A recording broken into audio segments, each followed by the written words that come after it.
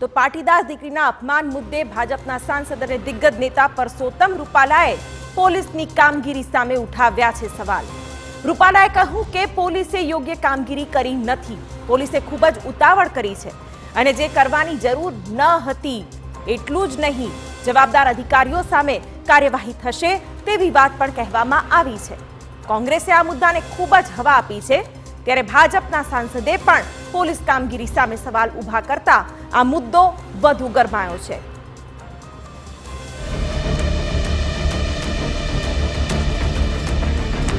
એમાં પોલીસે ઉતાવળ કરેલી છે। દીકરીની સાથેનો પોલીસનો વ્યવહાર યોગ્ય નથી। પાટીદાર દીકરી મુદ્દે થઈ રહેલી રાજનીતિમાં પ્રથમ વખત ભાજપના કોઈ દિગ્ગજ નેતાનું નિવેદન સામે આવ્યું। રાજકોટના સાંસદ અને ભાજપના દિગ્ગજ નેતા પરસોત્તમ રૂપાલાએ કહ્યું છે, પોલીસનો વ્યવહાર દીકરી સાથે યોગ્ય ન હતો। એમાં પોલીસે ઉતાવળ કરેલી છે। દીકરીની સાથેનો પોલીસનો વ્યવહાર યોગ્ય નથી। સાહેબ, હવે રાજકારણ થઈ રહ્યું છે આખું, કારણ કે કોંગ્રેસ હવે ધરણા કરે છે। એ તો એ વિપક્ષ માટે એમનું કામ છે, એ કરે એ અલગ વિષય છે, પણ આખા એ પ્રકરણને બે દ્રષ્ટિએ જોવાની આવશ્યકતા હતી। એને બદલે એને એક તરફ લઈ જવા માટેનો પ્રયાસ થઈ રહ્યો છે, તે યોગ્ય નથી। બેઝિક વિષય એ હતો કે નનામી પત્રિકાનો મુદ્દો હતો, જેનો એક ખૂબ મોટો રોગ ચાલી રહ્યો છે। એની સામેના આ વિષયની તપાસમાંથી એ તપાસના કારણે જે પ્રશ્ન ઊભો થયો છે એને મુખ્ય પ્રશ્ન બનાવવાનું કોંગ્રેસનું આયોજન એ આપણી સમજની બહાર। પોલીસ કર્મીઓ સામે પગલાં લેવા જોઈએ, શું લાગે જવાબદાર પોલીસ કર્મીઓ? પોલીસ અધિકારી આપણા એસપીએ એને માટેની કમિટી નિમી દીધી છે અને એમાંથી મને શ્રદ્ધા છે કે યોગ્ય કાર્યવાહી થાય। રૂપાલાએ પોલીસની કામગીરી સામે સવાલો ઊભા કર્યા, ત્યારે કોંગ્રેસે કહ્યું કે જો પોલીસની કામગીરી સામે ભાજપના જ નેતાઓ સવાલ ઊભા કરી રહ્યા છે તો પછી જવાબદાર અધિકારીઓ સામે ક્યારે કાર્યવાહી કરવામાં આવશે? રૂપાલા સાહેબનું સ્ટેટમેન્ટ મેં જે પ્રમાણે સાંભળ્યું કે પોલીસની કામગીરી નબળી છે અને ક્ષતિ રહી છે, તો એણે સ્વીકાર્યું એ વાતને અમે આવકારીએ છીએ।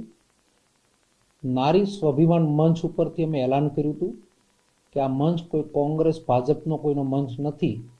એક નારીની ઉપર થયેલા અત્યાચાર, રાતના 12 વાગે કોઈ દીકરીને ઘરમાંથી લઈ જવી, ખોટા કેસમાં ફસાવવી અને એનું ઉઘાડા મોઢે સરઘસ કાઢવું, આ ફરી વખત ગુજરાતમાં ન બને એની માંગ સાથે અમે પરેશભાઈ, જેનીબેન, બધા જ સામાજિક અગ્રણીઓ, 18 વર્ણના આગેવાનો આ મુહિમ ઉપાડીશ।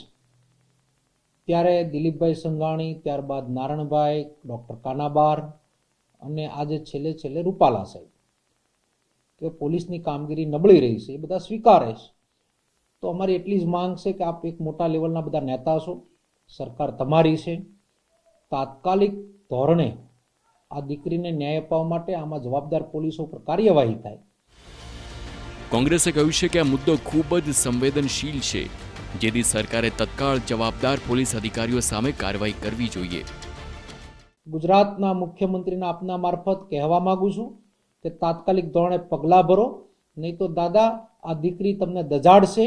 આ મુદ્દો ખૂબ જ સંવેદનશીલ છે અને આની ઉપર કાર્યવાહી કરો એટલી માગણી મૂકું છું। કોંગ્રેસે આ મુદ્દાને હવે સમગ્ર ગુજરાતમાં લઈ જવાની તૈયારીઓ તેજ કરી દીધી છે। સોમવારે સુરતથી કોંગ્રેસ યાત્રાની શરૂઆત કરશે અને તમામ જિલ્લાઓમાં નારી સ્વાભિમાન યાત્રા યોજી સરકારને ઘેરવામાં આવશે। રણનીતિ અંગે પણ ખુલીને ચર્ચા કરી છે। શરૂઆત આવતા સોમવારે અમે સુરતથી કરવા જઈ રહ્યા છીએ। રખેને પરિણામ નહીં મળે તો નારી સ્વાભિમાન આંદોલન સમિતિ સુરતથી શરૂ કરેલી ન્યાયની લડાઈ એ સમગ્ર ગુજરાતને ધમરોળશે, ગુજરાતના લોકોને જગાડશે, ગુજરાતના લોકોને આંદોલનની અંદર જોડશે અને પરિણામ સુધી આ લડાઈ લડતા રહેશે। નારી સ્વાભિમાન કહો કે પછી પાટીદાર પોલિટિક્સ, કોંગ્રેસ આ મુદ્દે સરકારને ઘેરી રહી છે। ત્યારે સવાલ એ છે કે શું કોંગ્રેસને આ મુદ્દે રાજકીય ફાયદો થશે? કારણ કે અમરેલી બંધ તો નિષ્ફળ ગયું છે। પરેશ ધાનાણીએ 48 કલાક સુધી ધરણા કર્યા, છતાં જનતાનું કોઈ ખાસ સમર્થન આ આંદોલનને મળ્યું નથી। ત્યારે સવાલ એ છે કે કોંગ્રેસના આંદોલનને શું લોકો સમર્થન આપશે? આ સૌથી મહત્વનો સવાલ છે। Bureau report, TV9।